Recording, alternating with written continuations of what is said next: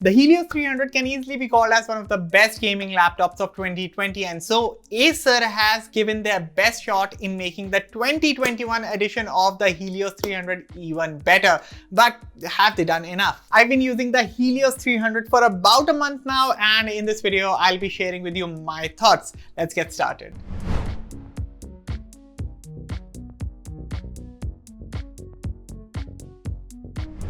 Hello everyone, Aman here for Mr. Phone, and a lot of you who watch our videos are still not subscribed to the channel, so go ahead and press that red subscribe button and also hit that bell icon so that you don't miss any of our latest updates. One of the best things about the Helios 300 2020 was the ventilation, and I'm happy to report that the airflow and ventilation on the Helios 300 2021 are as good as the last generation model. In terms of specs, my unit of the Helios 300 2021 features a Core i7-10870H processor, which is an 8-core 16 threads processor. There's 16GB DDR4 RAM along with an empty slot for RAM expansion. There's 1TB SSD along with 2 more slots for SSD and HDD expansion each. Finally, the GPU on this beast is the NVIDIA GeForce RTX 3060. So no doubt there's plenty of raw power on offer, and we'll get to the performance part in a while. But first, let's focus on the design, the build and ports. In terms of port selection, Acer has done a very good job here. On the left are the Kensington lock port, an Ethernet port, 2 USB-A ports and a 3.5mm headphone jack. On the right is the mini display port, an HDMI port, a third USB-A port and a USB Type-C port. Finally, the charging port is at the back, which I think is an ideal place since you won't be getting bothered by the charging wire while using the machine. In terms of construction, the top lid is made out of metal with a Predator logo that's situated in the middle. The corners around the deck feature sharp chamfers which look good, but I did end up getting bumped a few times, but otherwise, no doubt that the build is solid.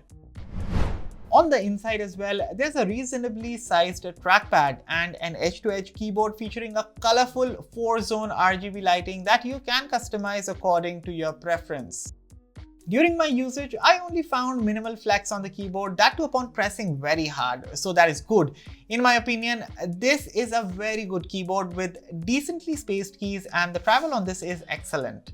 The palm rest area was also big enough for my liking, and as for the touchpad, even that was very smooth. Now, one thing that did disappoint me on this otherwise excellent laptop is its audio performance.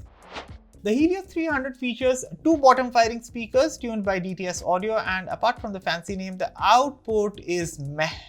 My suggestion here would be to use a good pair of headphones, because relying on the speakers to hear what's going on in a game, well, that doesn't work. Finally, before talking about the performance and gaming, let's talk about the display. So this right here is a gorgeous 15.6-inch IPS LCD panel that refreshes at up to 144Hz and features a 3ms latency, and what that means is that expect smooth gaming performance on this machine. In terms of display quality, well, you get up to 300 nits of brightness, which is more than you need indoors. Good color reproduction, decent viewing angles, although I wish the bezels were not this huge, but otherwise, as I said, a gorgeous display. As for the battery, there's a 4-cell 59Wh battery inside the Helios 300 2021, and I would say, since it's a gaming laptop, don't expect this one to be a battery champ. See, most of the times on a high performance machine like this, you'll be using it with the charger plugged in, but still, if you want to know how does this machine perform when it is not plugged into a charger, well, expect a battery life of about 2.5 to 3 hours on a single charge. That is also at around 50% brightness, I would say. So according to me, the Helios 300 2021 is a well-built, well-equipped laptop, with the only con being the audio performance via the dual speaker setup. Now the main question is, how's the performance? Keep watching.